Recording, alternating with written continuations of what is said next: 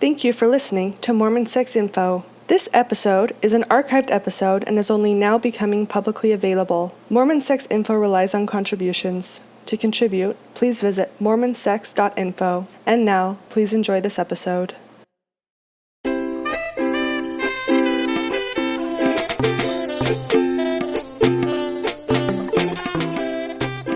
All right, so we're hitting principle number 3 today, STIs and unwanted pregnancy.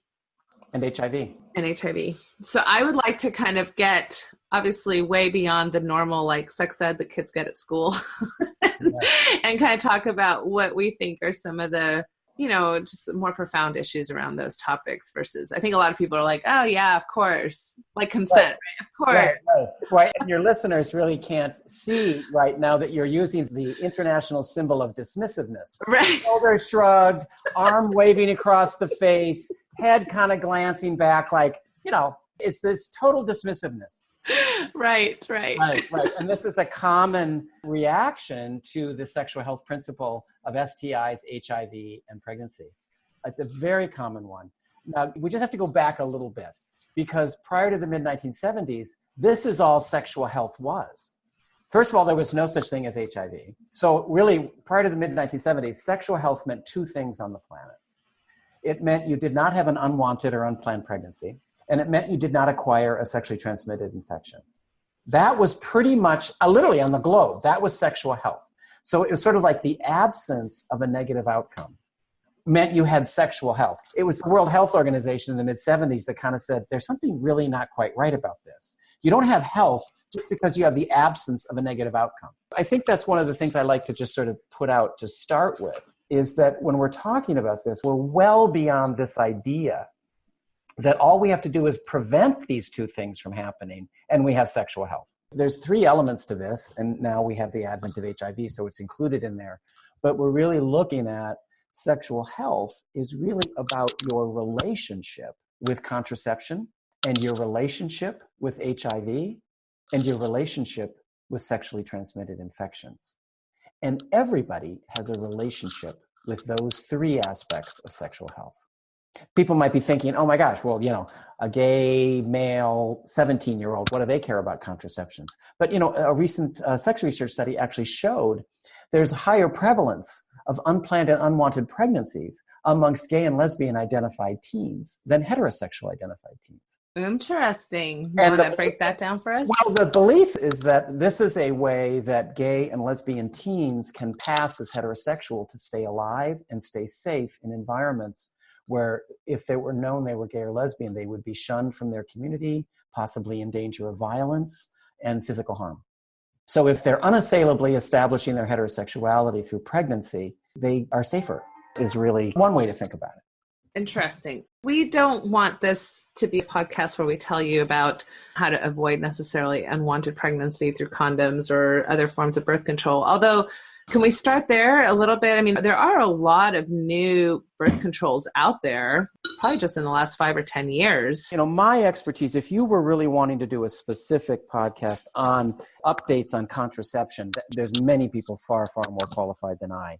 I think what I can speak to around contraception from a sexual health perspective is that we do have the most effective means of contraception right now in the history of mankind. Right. We've never been able to regulate whether or not a pregnancy occurs to the degree we're able to do it right now, ever in history. And yet, in the United States, given this amazing technology for contraception, and it is amazing, it is so effective, half of all pregnancies in the United States are still unplanned. That is quite the relationship with birth control that we're having. Right. So this is why I like to talk about your relationship with contraception. You could do a whole education on various degrees of effectiveness of contraceptive methods. Right. Which I plan on doing with Planned Parenthood and other interviews, like you're saying. Right. Yes. So the one thing I think about contraceptive methods that really bifurcates them into 2 categories.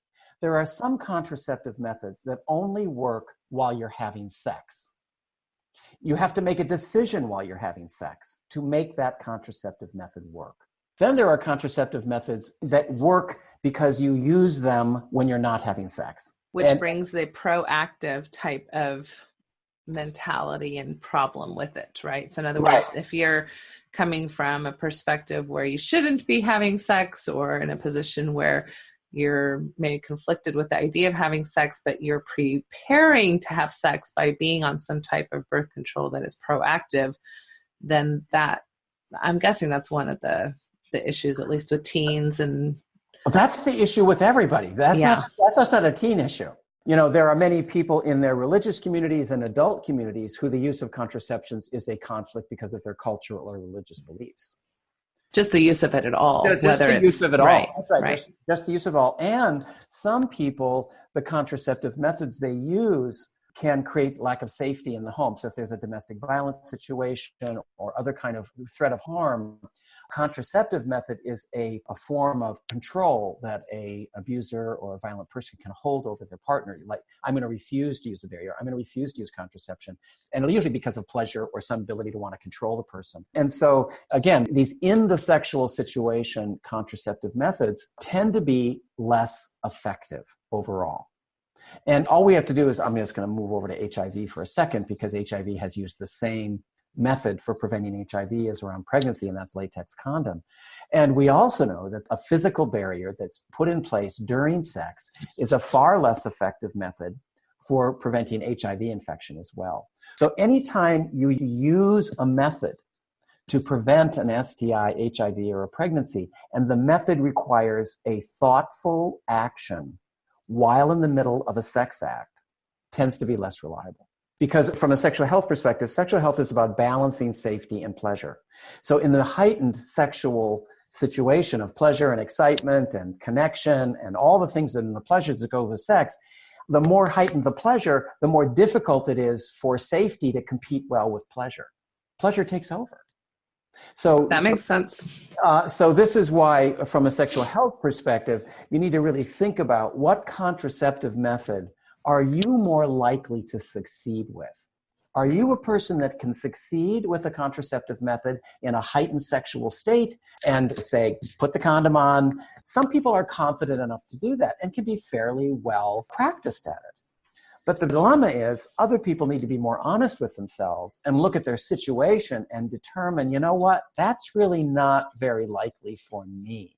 I'm going to do a better job with contraception if the contraception I use is a contraceptive method that I get to plan ahead for, and I don't have to worry about it being effective while I'm having sex. Right. So those contraceptive methods are long-acting, removable contraceptives. They're called LARCs for short. They're hormonal delivered systems, either through a patch or through an IUD, that inhibits and blocks contraception from happening. But it happens invisibly. It doesn't matter what kind of fluid exchange goes on during the actual sex act or where the fluid is exchanged. The contraceptive method is highly effective because it doesn't depend on fluid being blocked in order to be effective. Right. So what we find is when these LARCs, long-acting removable contraceptives, are in place, they tend to be not only the most effective, but they tend to create, if they don't have negative reaction to them, and there's some people that have reactions to these things from hormonal things, and you just have to kind of figure it out. Not everybody do they work for 100%, but they're pretty good for most people. Then they have to think about their sexual pleasure. Is this contraceptive method important enough for me so I can then just focus on pleasure?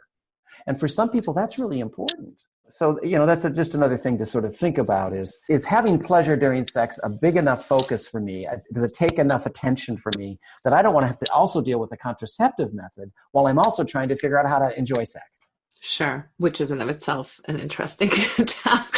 So I guess thinking about parents, I think this is a really big dilemma that we get into in sexual education and sexual resources for teens, is especially if you're coming from this perspective of my value system really is about my children not being sexual while they're adolescent, which probably a lot of people share that value, whether they're religious or not, for a variety of reasons. Let me give you a different sentence on that, Natasha. Yeah. I wonder if there's a distinction. Is it about the child not being sexual? Because that could mean even like never having an orgasm until they're married. I don't know. What do they mean by that?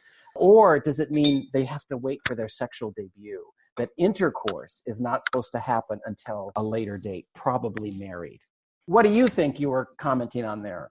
Well, I think I'm commenting on probably all of the above because I think most parents do struggle with the sexuality in general of their children, whether it's an actual intercourse activity, like you're saying, a sexual debut, or whether it's masturbation or having an orgasm, solo orgasm, or even. So you know what I love to ask parents? Yes. Where would you like your child to have an orgasm while they're growing up? When would you like them to learn their body can have an orgasm? When would you like your child to know that this is something their body will experience? When would you want that to happen? Well, and that's a great question. And I think that's a question that all parents should be wrestling with, right? Is this idea of, if my child is a sexual being, which we know from birth to death, why is it that on the day that they get married on the marital bed is maybe my answer to some of those questions? And is that realistic? And who's that setting up for failure or not? And well, let's separate that into two things. I think it's helpful for people to clarify their value first before they have to be confronted with the downside of their value. So if a parent can say to me, you know what, here's when I want my child to know their body's capable of an orgasm. In fact, I don't even want them to know it's possible until their wedding night. Okay, there we go. That's your starting point. Let's start from there. Would they even say that to their child? I don't want you to know your body can have an orgasm until you're married. Just so you know, that's my value. The issue is orgasms don't get talked about. That's the problem. If that's when you think your child should have an orgasm, then tell them that's when you're supposed to have your orgasm, not one day before. Even though like 2-year-olds are having orgasms. So yeah, I mean, you see how invisible, well, that's right. Girls discover their clitorises and they're 6 years old. Boys discover their penises. They have these excited states in their body. Unfortunately, a significant number of boys and girls discover their ability of their body to have an orgasm while they're being raped or incest in their family home. Or they'll discover, boys will discover their body can have an ejaculation, not because they've been educated to this, but their penis for the first time secretes something other than urine. And it's a fluid that scares them. They don't understand it. They're frightened. But yet at the same time, most boys will tell you, if they don't know what a nocturnal emission is, where the semen is ejected from the body during the sleep cycle, if somebody doesn't masturbate, the semen has to go somewhere. The body doesn't absorb it. It's like an ovulated egg. The body has to process it and have it relieve the body. Same thing with semen. So it has to go somewhere. And when a boy doesn't understand this, they are terrified. They think they're broken. They think something's wrong. We tend to prepare girls a little better for the menstrual cycle. Not great, but most girls aren't totally shocked when one day they have some sort of discharge from their vagina and it's like, oh, here it comes, or I knew this was happening. Oftentimes boys have no idea. Is that, just from curiosity, because we're probably tangenting a little bit, but is that something that's included in most sexual education in the public school system that you're aware of, ejaculate of boys? You have to ask a public school educator. Okay. The curriculums of public school sex education courses are held pretty close to the chest. They don't throw it out there what they're teaching. Yeah. Okay. And they differ, I guess, from state to state as well. Yeah. So going back to this relationship, and I appreciate you always kind of complicating my questions and what I'm really asking, because that really gets to the heart of so many of the issues. I guess where I have found a lot of common ground amongst parents is this idea that if I teach about or provide any form of birth control, I am somehow giving complicit permission to go have sex. That seems to be a pretty common concern that I hear from my clients a lot, that stops them from having a relationship with birth control and their children. So is that something that you'd like to address at all, or actually, either agree with or disagree with? Or actually, I think it's true. I think it's exactly true. To endorse the use of a contraception, you're saying, I want you to be prepared. Now, when we go buy car insurance for our teenagers after their driver's license, we're not saying we're endorsing them to get in a car accident. But we are saying we're going to protect you if it happens. It's a reasonable thing to do because it might happen. With contraception, actually the chances of a pregnancy happening without any counseling for contraception, without any preparation, might be actually a higher rate of unplanned pregnancy than if joyriding as a 15-year-old and has no car insurance.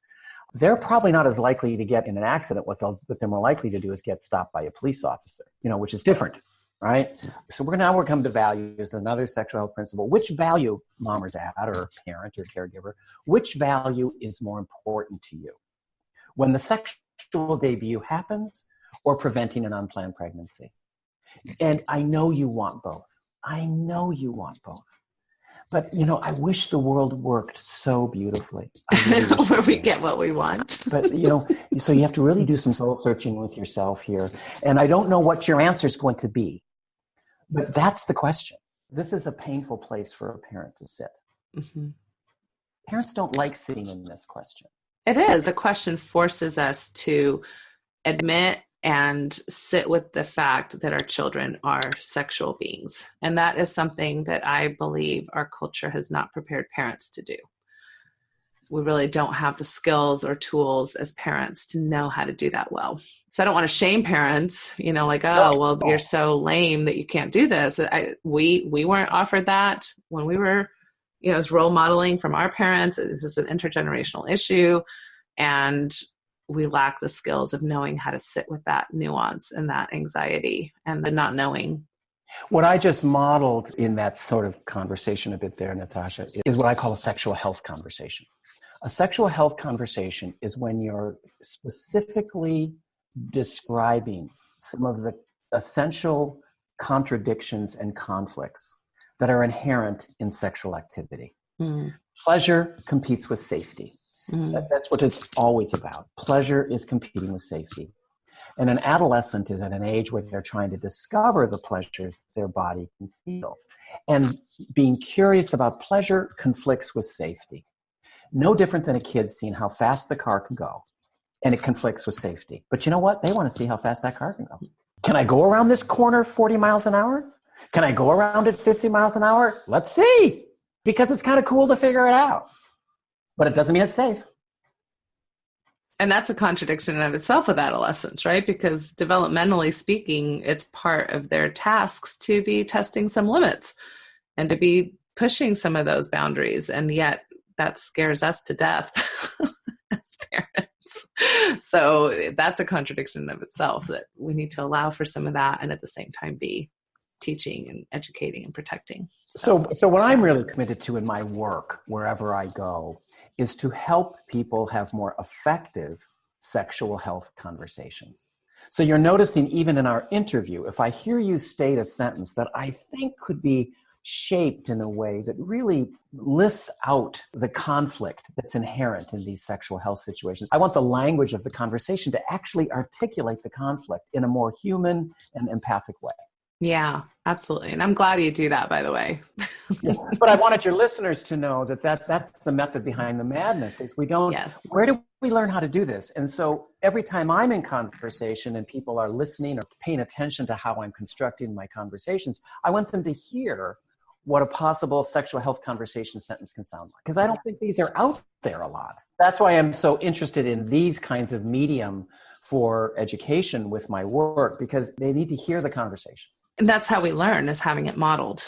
Absolutely. Yeah. It's one thing to have an intellectual thought. It's a whole nother thing to model it and practice it and use it every day. And I think this sexual health principle with pregnancy, HIV, and STIs is a great place to practice the early sexual health conversations that are the tough ones, because these are the ones that are the most consequential in an adolescent's life. Right. So before we move on to HIV and STIs, what else would you want me to either open up to conversation or ask you a question about when it comes to relationships with birth control in particular? I do trainings at all sorts of different places, and I've had the privilege of training with OBGYN nurse practitioners, and there's a sex therapist and educator who's an OBGYN nurse practitioner, Patty Kaysen. And she's nationally known for really helping that profession understand reproductive health issues. Mm. I've asked her oftentimes, what's a good sexual health question to ask a teen related to pregnancy that's a sexual health focused question? And one of the questions you can ask an adolescent is, are they interested or wanting to, are they planning to, are they open to becoming pregnant in the next year? Mm. And there's no wrong answer to that question. Mm-hmm. There's no wrong answer. Because if the adolescent says, I think I wouldn't mind getting pregnant in the next year, that'd be fine with me. Or if it happens, it happens. Say, okay, so here's what we're going to do. We're going to get you pre-pregnancy preparation counseling. We're going to help you understand how to prepare your body for a pregnancy so you can have a better chance of a healthy baby and da-da-da-da-da. We know when adolescents go for those appointments, they start thinking a little bit more about becoming pregnant. So even if they say yes, you still get them to go for information. It's just information about getting pregnant, and it brings a reality home to it. And of course, if they say, no, I don't want to become pregnant, and say, okay, let's talk about how you're going to accomplish that goal. Right. And you don't tell them what to do. You say, what's your plan? What's your plan for not becoming pregnant? I'd love to know. And then if they say the pull-out method, you say, okay, let's get out the chart and show how effective the pull-out method is for preventing pregnancy. And they get to see that it's the bottom of the chart. Right.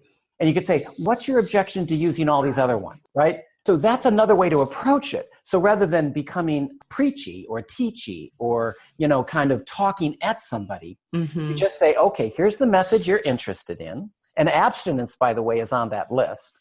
But abstinence is like just above the pull-out method as the most effective. But people get to think, how can abstinence be an ineffective contraceptive method? Well, abstinence is an approach to preventing pregnancy. That doesn't mean you're not having sex. If everybody who said they're abstinent, their approach to not having a pregnancy, then it would be the most effective. Right. Because you can't get pregnant without having intercourse. But of course, that's the issue parents get stuck on. They think because abstinence is the plan, it's not going to result in a pregnancy. Right. People who go by abstinence have a little bit of a better track record than the pull-out method, but that's about it. That's not great. No, it's not great. No. It's a very unreliable contraceptive method. And that's very discouraging for parents. They really want abstinence to be just bedrock to prevent pregnancy. They would love it to be, but it's not. Right. And it's very hard for them to hear that. It's painful. They don't want to know this. Don't tell me. Well, and the other problem with abstinence, it makes me think of, even if that's your value, even if it's your goal, like most things in religious culture anyway, I may have the goal to be a kind person. I may have the value of not yelling at my kids, and being a patient, loving mother. And maybe 90% of the time I can pull that off. And 10% of the time I don't, and I fail miserably at it, right? Because I hit a moment of passion, or I hit a moment where I've had a bad day, or I hit a moment, whatever happens. That 10% doesn't define me. I think I'd rather be defined by my 90% behavior. But if I get a belt out 10% of the time that I'm being a parent and cause welts on my child, I'm still going to have to deal with consequences of child abuse. And that's only 10% of the time that I'm acting that way. So I think when we understand human behavior, and then any human behavior you can have values attached to, and you can have goals, we don't always follow through 100% and 100% compliance. And I think that's the problem with abstinence, is that it requires 100% compliance. It requires that your child will never have a bad day or have a moment where they're not exactly sure how to navigate a sexual experience, or not have a moment of passion where they're a little carried away with whatever is pleasurably happening to them, etc. Right. And I think that's maybe a helpful way to look at that as well. And so you might want to ask a parent, let's go over your child's behavior and tell me some of the behaviors your child does absolutely the best. What are they sore at? And tell me what percentage of the time they soar at it. If they're in baseball and they're a great outfielder, are they 100% catch the ball beautifully every time? They never make a mistake. They never misjudge the fly ball, even though they're the best outfielder of the entire Little League team. Does that mean it's 100%? Yeah, baseball is a great example for this, because a good RBI is pretty low. If I remember correctly. If you hit the ball a third of the time as a professional baseball player, you make tens of millions of dollars. Right. Tens of millions of dollars. All right. Anything in the realm of adulthood as far as adult relationships with birth control? So we've been talking a lot about parents, and, obviously that's hard when... Again, I've noticed you continue to use the language of birth control. I think the sexual health conversation is, what is your plan for contraception? Okay. Everybody needs to have a contraception plan. If you're a sexually active adult and having sexual activity that can lead to pregnancy, you need to have a contraception plan. So I like asking people, what's your contraception plan? Not do you use birth control? Love it. Because a plan is a proactive envisioning of, how I'm going to have the pleasure of sex, enjoy sex, love it, have a great time with the people I'm having sex with or my spouse or whoever I'm being sexual with. And I have a plan so that we can have all this great pleasure. And I will be safe and protected from a pregnancy if I don't want a pregnancy to come about. That's the balance of safety and pleasure. Right. Whereas using birth control, immediately people think about birth control pills or condoms, and it's this kind of relationship with a few things versus a plan in general that, like you're saying, may include abstinence or a pull-out method or things like that that aren't necessarily effective, but can include that. Yeah. But it's your plan. Yeah. Right. Just because you have a plan doesn't mean it's a great one. Right. But let's find out what your plan is. Right. Let's start there. What's your plan? Yeah. All right. So what challenges then do you see adults in their relationships with their plans for contraception as far as moving past adolescence? Passivity. Passivity seems to be the number one approach that results in unplanned pregnancies. Well, we'll just see what happens. Well, I didn't like the way I was feeling on the pill. It bloated me a little bit, so I just stopped taking them. Mm-hmm. It's a sort of a passive approach to contraception rather than a assertive approach to contraception. I do not want to have a pregnancy. Here's my plan. Mm-hmm. Mm-hmm. And this is just, I think the other thing is, this conversation is typically assumed to only be talking to half the population of the country, which is such an error. If anybody's out there and you're talking to boys or adult men, or if you're a healthcare professional or you're a therapist, or you, for whatever reason, have some sort of healthcare moment where you're talking with another adult male, ask them what their plan for contraception is. And some of them will just look at you shocked, like, they'll be indignant. What do you mean asking you about it? They'll feel demasculinized. Mm-hmm. You're treating me like a girl. That's for girls. And they'll feel diminished as a man when you ask them this. Wow. How dare you ask me that? They'll be indignant. And some healthcare professionals will avoid the question because they don't want that hostility to come back to them from the man. Well, and putting a little bit of my Mormon overlay on this, not that you necessarily need to talk about it, but I'll just talk about it for a minute. I do think that as far as for Mormons, there's not as strict of a guideline around contraceptive measures as maybe there is in the Catholic Church or other churches I'm aware of, where it's just actually seen as a sin. Mm-hmm. So in the Mormon Church, there is kind of this, if you look in the bishop's handbook, it's kind of a decision that's left up to the partnership to make for themselves. At the same time, over the pulpit, leaders of our church, important leaders like prophets and people who seem to be seen as having a connection with God, very close relationship with God, will oftentimes encourage young married couples to not wait to have children. So that's definitely a cultural pressure within Mormonism. So can I interrupt the language there a minute? That's a fascinating sentence. I love this sentence. See if I heard it right. Not to wait to have children. Is that sort of a general sentence structure? Mm-hmm. Yeah.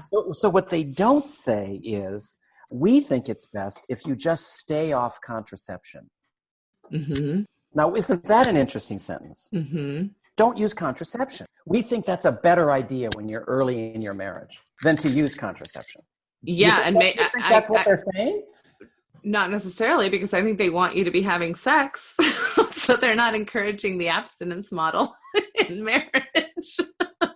Right. But it's an interesting message. It's an interesting message. What are they saying about contraception when they say that? Mm-hmm. I understand that they want families to be bountiful and they want children. I know this is important in many religions, and I know it's very important in the Mormon faith. But I don't know what they're saying about contraception when they say that. I hear what they're saying about having children and raising a family. Let me just brainstorm this with you a little bit, because this is where it gets a little tricky, especially with Mormons, because Mormons love science and we love technology and we love medicine, all of which can be kind of in the sense of God gave us the ability to develop that technology. And, so we can very much get on board with that. And then yet also there's this but we're interfering with what God would want when we use contraception. In other words, if you're having sex, if you get married and the expectation is just have sex in a normal way, and eventually when God wants, he will bless you with children. right? And so infertile couples, are dealing with this kind of messaging. Newlyweds are dealing with this messaging because maybe and especially in Mormon culture, many of them are getting married fairly quickly because part of that is part of the sex plan. If we're not going to have sex. Marriage is a great plan to have pleasure. Yeah, marriage is a plan to have sexual pleasure within your value system. How about that? That's right. Right. So it's not uncommon that, you have a couple who's maybe known each other 3 to 9 months and they're married and they're having a honeymoon baby, right? So that's not an uncommon Mormon story. So anyway, my point is, I think that there's something contradictory even for us to wrestle with this idea that we embrace God's technology when it comes to cancer treatment, but we're not, in other words, it's not your time to die because you got this cancer treatment and it worked. Or airbags in a car. Or airbags in a car, right. Because God helped us develop airbags. That exactly. And so thank goodness we were able to use that technology to prolong our life when if we hadn't had that technology, we might now be brain dead or dealing with some trial, right, that God would want us to deal with. Yeah. But with pregnancy, for some reason, we haven't made that same connect, that somehow we're interfering with God's plan for us to have children if we are choosing to use contraceptive. I think that's the underlying message. I'm not sure if that's what they're saying. Like, to your point, what's the language being used and what are they actually saying? I think that's definitely the message that comes through my office a lot, is we feel guilt if we are going to use plans for contraception. And we feel, of course, guilt also on a whole different thread if we're not becoming pregnant because somehow we must be displeasing God. Now we're dealing with infertility. So again, I don't mean to be disrespectful. I'm an outsider here. But yes, no, for sure. Ask questions. Is it a reasonable conversation to go to a bishop or a leader in your church community, a prophet, or whoever these conversations are with, to say, help me understand what an acceptable contraception plan is for me as a married Mormon in your eyes? Help guide me. Help me here. Because I need your help because I want to be good with God. But you have a better sense of that because you're a leader. So guide me here. What's a contraception plan that's good in the eyes of God as a married person? So immediately my red flags go up because if you understand Mormonism, we don't have a trained ecclesiastical leadership. Okay. So you see, when you're an outsider, you can right. No, and that's okay. Yeah. Like maybe if you go to the Catholic Church, you'd get kind of the same answer, right, from all the different bishops who've been trained the same way. Right. In my religion, you're going to get 500 different answers depending on whether the guy is a mechanical engineer, whether the guy is a professional teacher or whatever. So you're just going to, and their own bias that comes into it, right? And that's an acceptable part of the religion. That seems like the person that's being asked and the response they give as informed by their personal life and their personal bias is actually part of the vitality of your religion. Yes, and in many ways it is. Right. In many ways it is. Like, there's lovely things about it. Mm-hmm. And then when it comes to sex education, I tend to cringe a little. So yes, that's my bias towards my own people. Yeah, right, okay. Right, because if you're looking at people's biases being sex negative approaches that even in my eyes aren't always doctrinally supported, that people, interpret the church and their religious teachings how they have lived it. I've seen a lot of problems from that. Well, I could reflect on the same thing, Natasha, with the mental health profession. I don't think the mental health profession is any different than what you just said. Most sexual health information around pregnancy, STIs, HIV, I believe is personality driven by the therapist more than really it has a right to be. And therapists are oftentimes, I think, move quickly to an opinioned response around in this territory in sexual health conversations rather than a client-centered approach, exploration, an approach to help the client understand their relationship with contraception is a more valuable exchange than the therapist being real transparent about their opinion or their values. Or their values, right? Or their values. Right. Yeah. Right. Our own biases. Okay. Yeah. Personally, what comes up when you ask that question of why wouldn't you go to your ecclesiastical leader and ask them what is right in the eyes of God?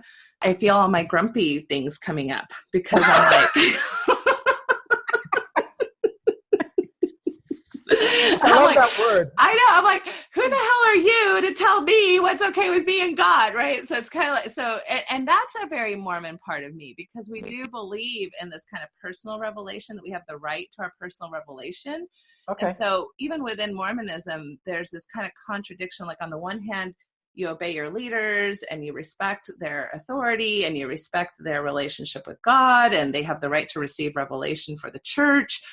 And yet I, as a person, have a right to receive revelation for my life, and I have a right to a personal relationship with God. And so I think Mormons are kind of in this doctrinal wrestling match with these two principles, kind of like you mentioned before, that oftentimes there's two principles or values that at times can seem like they're in contradiction. Yeah. And so I really encourage my clients who are coming from the cultural lens to rely a little bit more on their authority versus relying so much on the ecclesiastical authority, where there can be some mixed messages even around some of these topics. So I don't know, but you feel free to roast me on that, because that's totally my personal bias coming through. Let me ask you about this, because I think some clients might be disappointed in that approach. Oh, I'm sure I disappoint people all the time, Dave. Right. But here's my thought. I think some people feel safer in the world when somebody gives them clear guidance. I agree. And they actually want that. I agree. They don't want to develop an internalized, more subjective sense of their own kind of autonomy. Some people, that's not their aspirations.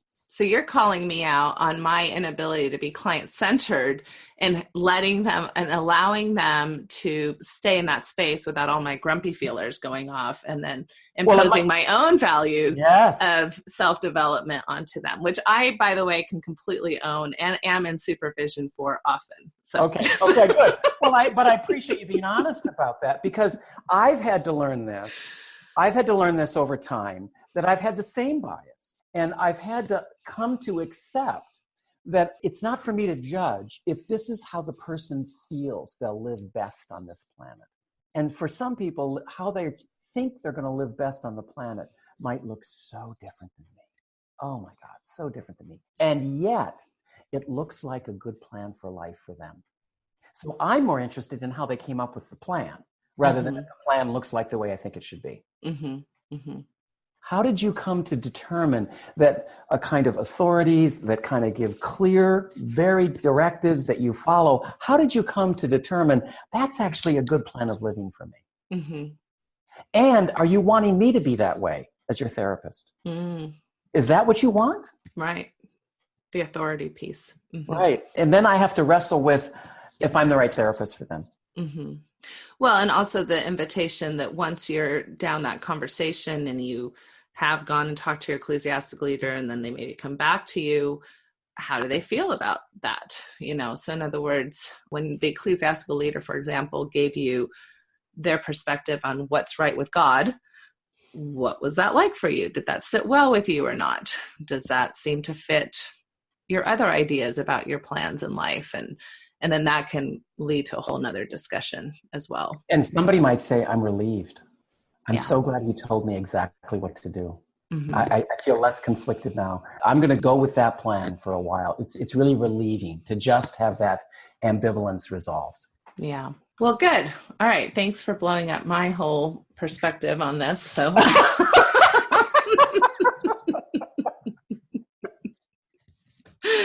that's always helpful. It actually is always helpful. So it's just not very fun.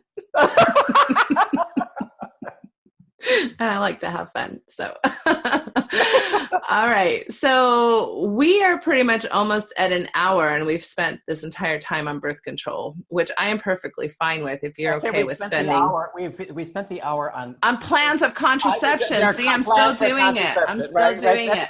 That's okay. Thank you. No, it takes a while to change our language. Absolutely. I do this with losing your virginity. I have a fit every time people say that, but Yay! Right?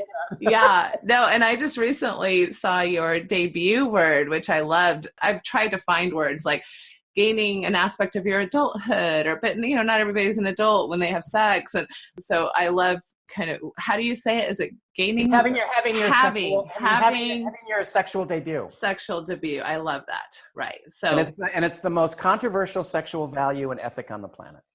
Yeah. When it happens, and under what circumstances it's supposed to happen. And what it means. And what it means to have your sexual debut. Absolutely. Yes. Right. Okay. It's the stuff of movies, plays, and family tragedy. Right. Well, at least it's entertaining, I guess. Yeah, right. That's awful. Okay. No, but yeah. So what's the plan for contraception for ourselves, for our children? How do we notice messages around that in our culture, within our religious values, if we have them, with overall kind of media even, and how do we have conversations then around those topics that leave room for people's ability to feel comfortable with where they're headed. And it may not always be our own idealistic view of how that should go. And the one storyline I think is still the really central storyline with contraception and having a plan for contraception is how compatible is your contraception plan with the kind of pleasure you're hoping to have in sex. Because can you talk a little bit about that? Yeah. So because a common complaint is condoms get in the way of pleasure for men. Well, that's right. That's right. And so is there another contraception plan? How can pleasure and safety be better balanced rather than just throwing safety out the window in the name of pleasure? Because that's how some people resolve that conflict. They just ignore the lack of safety. Yeah. They choose pleasure over safety, and then you have some issues. Yeah. Right. You just keep the focus in the client's mind about this balance of safety and pleasure, having them grapple with it, not letting them get out of that equation by dismissing safety and only going to pleasure. Because that's a common solution to this dilemma. One of the options gets dismissed. In our culture, we dismiss the pleasure and hyper-focus on the safety. And to our peril, this is why we have so many negative sexual health outcomes with STIs and unplanned pregnancy, because we've just ignored the pleasure. And it's not a good balance. But if all we talk about is the pleasure and not the safety, that's not helpful either. And that's the solution some people have. They just, forget it. I'm just going to do the pleasure. Well, and even in that, it's bringing up some issues of trust. Like, obviously, if you have a partnership, there are ways that you can have a plan of contraception that's more individually focused. Like, this is how I'm going to make sure I protect myself. There are more options, I think, if you have trust within a partnership. So in other words, if a man trusts that his female partner, in this case, is using birth control methods like the birth control pill, or maybe has an IUD in place, then he can trust the idea of not using a condom. But that requires a relational contracting as well, which we haven't really gotten into much, but it's kind of a conversation between partners. Just to add just a small dimension here around the trans perspective is, some people identify as male but have vaginas and may have operating reproductive systems. So if you're having sex with somebody who does have and lives with a vagina and has an operating reproductive system, then these are important conversations to have. Right. Because it involves a kind of trust in the partner's kind of approach to blocking the ability to have an egg be ovulated. Right. Okay. All right, Doug, bring us home with closing thoughts on plans for contraception. I would have anybody who's managed to sit through this 60-minute interview and not fall asleep. I would ask them to see if there's anybody they could imagine in their life right now, anybody, that they could just sit down like you and I have and say, let's each talk about our plans for contraception. What do you do? I'm going to tell you what I do. It could be a sister, it could be a friend, it could be a therapist, it could be their doctor. I don't care who it is. So it doesn't have to be your partner. I think people move too quickly to having these conversations with the person they're having sex with. That's tough.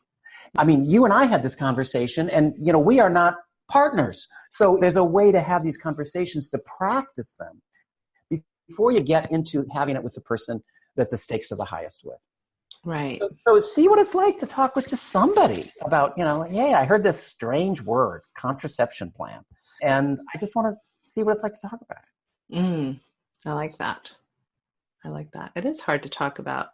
It's hard too when we make a lot of assumptions that people are going to feel about it the same way we do, and then they don't, and then we're having to, do some conflict resolution within that relationship for sure. Yeah. What if we were to invite this conversation and it had to be with your partner, and then it meant being honest, and the partner might say something that blows everything out of the water because you wanted to have a talk about the contraception plan. Well, now that you're bringing it up, I actually stopped the pill 3 years ago.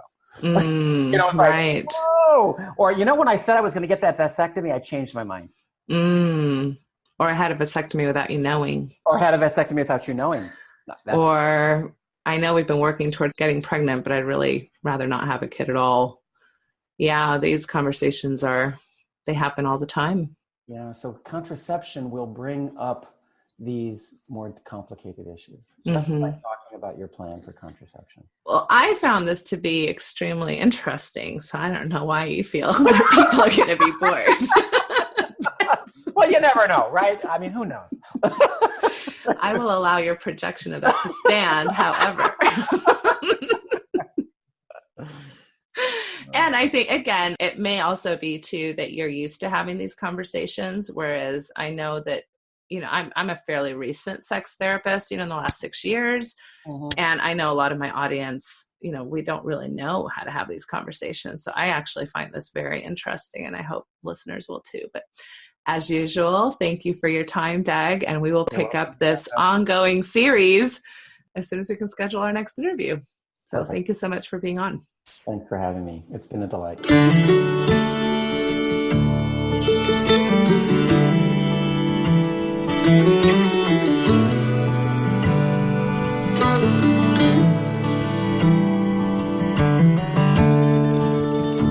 We took the long road home, turned minutes into miles.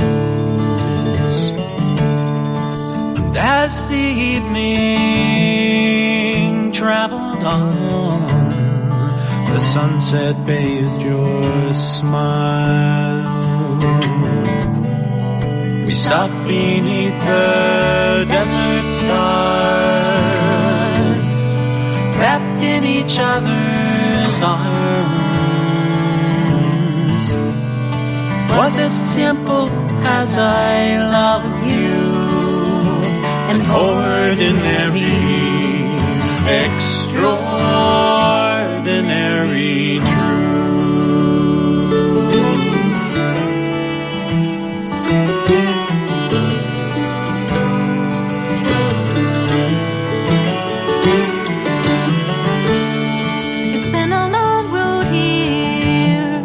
A trail with tears, pain and sorrow too.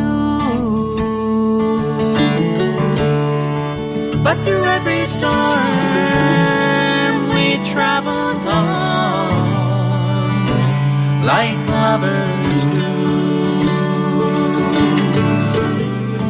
And if sometimes we fell apart, we always came back home. Was as simple as I love you, an ordinary, extraordinary truth.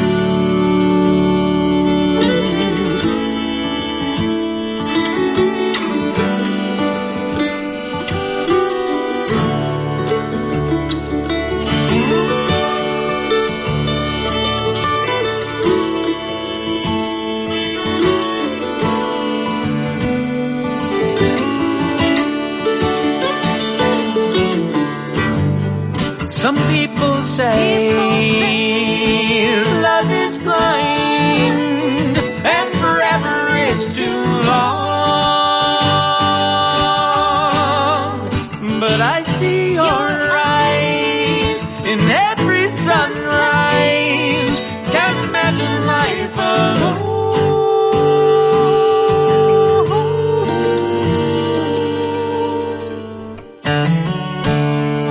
Let's take the long road on together until we're gone. Want you by my side till the day I die and into the beyond. It's as simple as our love is. That's how I wanna go. All wrapped up in the arms of our extraordinary. It's nothing ordinary love.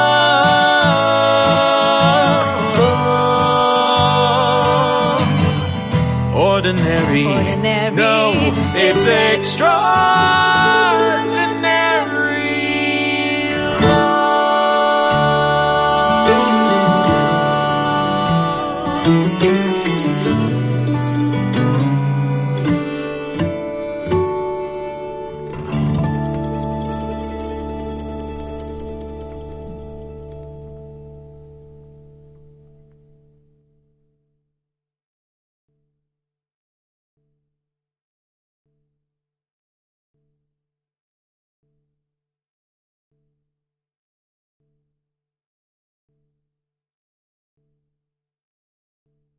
All dimension here around the trans perspective is, some people identify as male but have vaginas and may have operating reproductive systems. So Right. if you're having sex with somebody who does have and lives with a vagina and has an operating reproductive system, then these are important conversations to have. Right. Because it involves a kind of trust in the partner's kind of approach to blocking the ability to have an egg be ovulated. Right. Okay. All right, Doug, bring us home with closing thoughts on plans for contraception.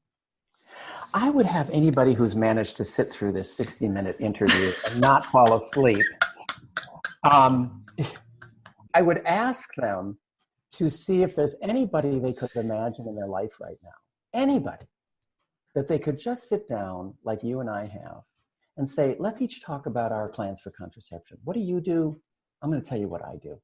It could be a sister, it could be a friend, it could be a therapist, it could be a doctor. I don't care who it is. So it doesn't have to be your partner. I think people move too quickly to having these conversations with the person they're having sex with. That's tough. I mean, you and I had this conversation, and we are not partners. So there's a way to have these conversations to practice them before you get into having it with the person that the stakes are the highest with. Right. So see what it's like to talk with just somebody about, hey, I heard this strange word, contraception plan. And I just want to see what it's like to talk about it. I like that. It is hard to talk about.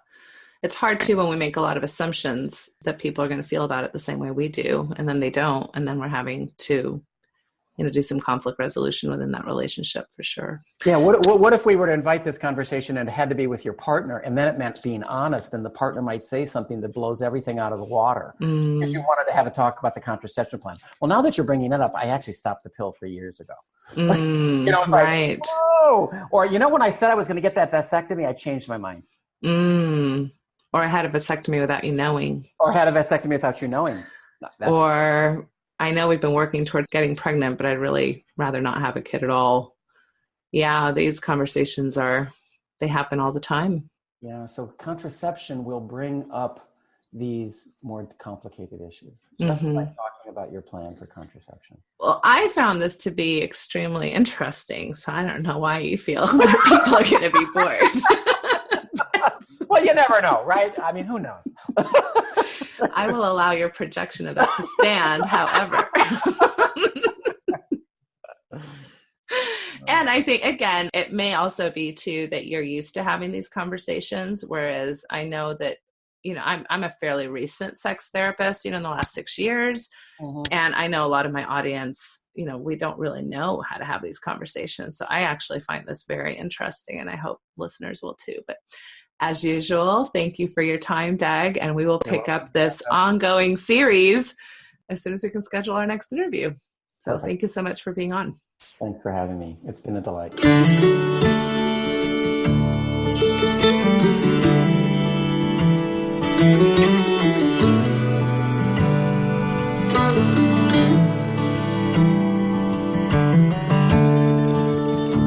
We took the long road home, turned minutes into miles. as the evening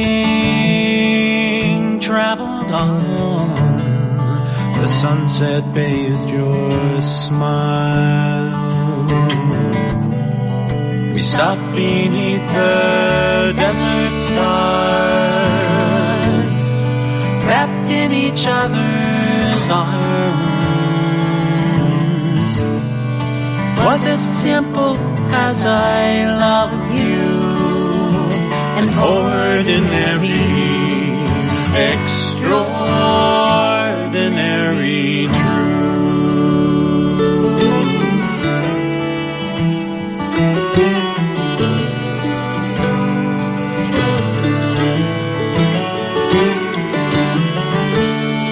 It's been a long road here, a trail with tears, pain and sorrow too.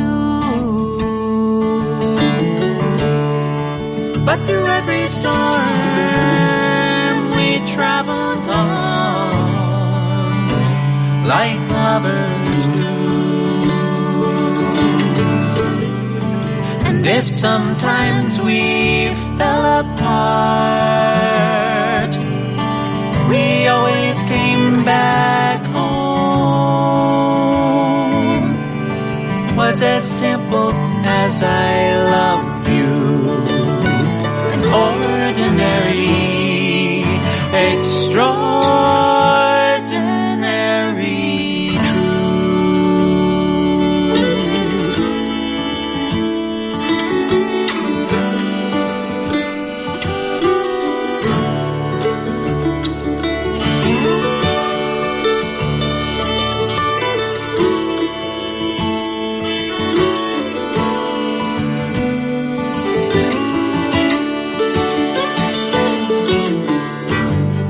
Some people say love is blind and forever is too long.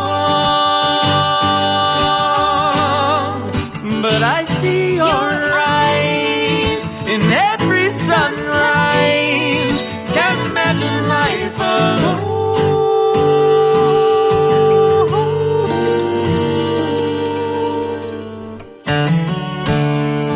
Let's take the long road on together until we're gone. Want you by my side till the day I die and into the beyond.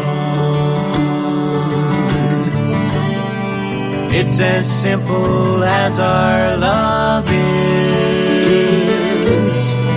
That's how I wanna go, all wrapped up in the arms of our extraordinary. It's nothing hard.